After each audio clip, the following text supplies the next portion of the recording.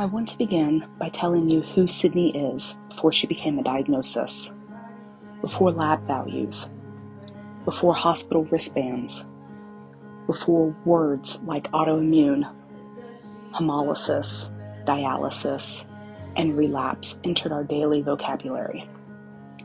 Sydney is my daughter. She's a smart, funny, creative, and deeply independent. She was 22 years old, raising her son, building her adult life, doing exactly what young adults are supposed to be doing, planning, dreaming, imagining a future that felt open and full of possibility. I've worked in healthcare administration for more than 20 years. I understand systems, policies, and pathways to care. I believe that experience would somehow prepare me if my own family ever needed the healthcare system. What I didn't understand yet is that being knowledgeable does not protect you from being powerless when the person you love is the patient. In that moment, I stopped being a healthcare professional and became something entirely different. A care partner navigating fear, uncertainty, and responsibility all at once. In late September and early October of 2021, Sydney became ill. She had been vomiting for weeks and was extremely weak. Because of COVID, we were advised to do telehealth visits and let it run its course.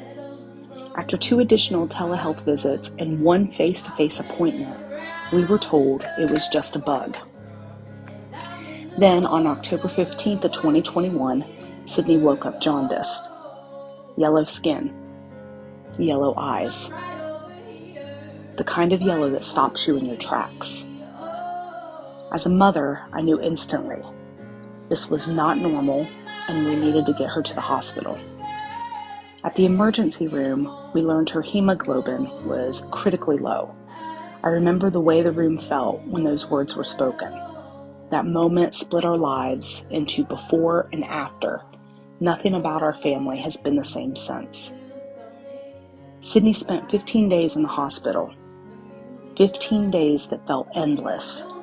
Some of the images that I'm sharing are hard to look at. One is a photograph of her urine, so dark you can't even identify it as urine. Another shows Sydney on a gurney when we first arrived at the ER, fragile, terrified, and telling me that she knew that she was dying and to take care of her baby. This was still 2021. COVID restrictions were in place. During that entire hospital stay, Sydney was allowed 1 single hour to see her son. 1 hour in 15 days. She was ready to leave against medical advice. She told us she couldn't take being away from her baby any longer. The doctors were clear. If she left, she would die. As her care partner, I was balancing her fear, the medical reality, and the unbearable weight of asking her to stay when staying meant suffering. By the grace of her exceptional primary care physician and nurses who refused to give up, they arranged that 1 hour visit. I credit that 1 hour with saving her life. While Sydney was in the hospital, her brother, my son, got married. You'll see photos of us FaceTiming from his wedding, one of the happiest days of his life. I was physically present, but emotionally split in 2. I tried to smile, I tried to be present, but my thoughts never left Sydney's hospital room. Care partners learn quickly how to exist in 2 places at once and how exhausting that becomes. During that time, my husband quit his job so that he could care for the baby. I worked from the hospital. This is what care partners do. We reconfigure our lives in real time without warning, without instruction, because there are no alternatives. Sydney's condition was critical. Sydney went into liver and kidney failure. She required dialysis. No one could tell us why. During that hospitalization, she needed 7 blood transfusions. I had access to a patient portal and reviewed labs before the physicians rounded so that we could ask informed questions. That is not because I'm difficult, it's because care partners learn quickly that prepared question can change outcomes. When Sydney was discharged, we had no real answers. We were told she had hemolytic anemia, possibly a one-time event. We didn't know it would happen again or what caused it. She was discharged on 100 milligrams of prednisone. It saved her life, and it changed her. Her personality changed, her appearance changed, her energy changed, everything changed. It took 7 months to taper off. And we told ourselves what we needed to survive. This is finally over. For 3 years, there were no hospitalizations, no transfusions, no relapse. Life went on. We believed what we were told, that it was a one-time thing. But rare diseases don't announce themselves clearly. They wait. In May of 2024, the day after Mother's Day, I noticed something was off. Sydney didn't feel well. Then I saw her eyes. I took her straight to the hospital and explained what had happened in 2021. The ER doctor looked at me and asked, "You really think her eyes are discolored?" I was furious. Yes, I know my daughter. Sydney spent 14 days in the hospital, 5 more blood transfusions, inpatient dialysis again, liver failure, kidney failure. This time, her kidneys didn't bounce back immediately. She required a month of outpatient dialysis. By then, COVID restrictions were lifted. My employer again allowed me to work from the hospital. My husband again stayed home with the baby. This became our pattern, quietly rearranging our lives around survival. We learned both episodes were preceded by the flu. Infection was a trigger. But knowing a trigger is not the same as knowing how to prevent the next crisis.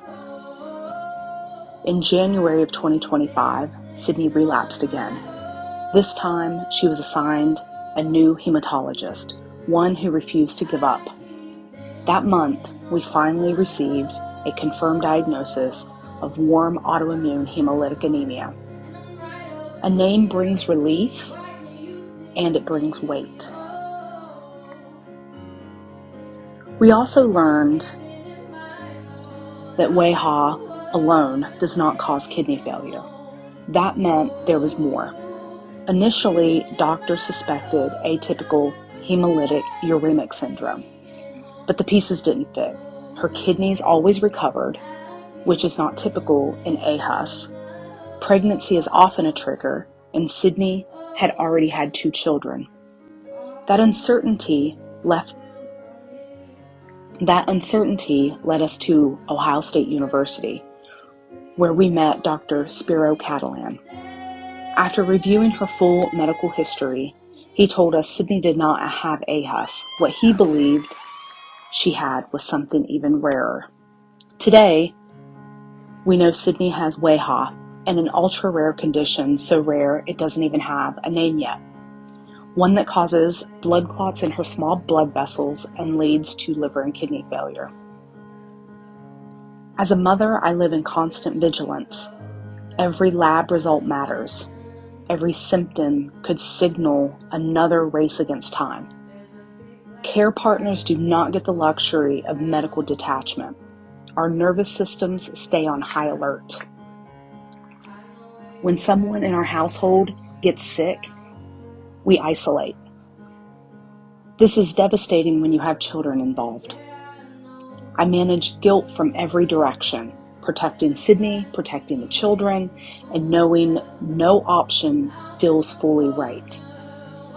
This is the invisible labor of care partners, unpaid, unmeasured, and absolutely essential. I am sharing Sydney's story because care partners are essential to rare disease survival, yet largely invisible in healthcare design and policy. We need stable coverage. We need sustained research investment, and we need healthcare systems that recognize care partners as part of the care team, not as an afterthought. Sydney's case may be rare. Her need for care is not. Please remember her name, her face, and her fight. For families like mine, access is survival.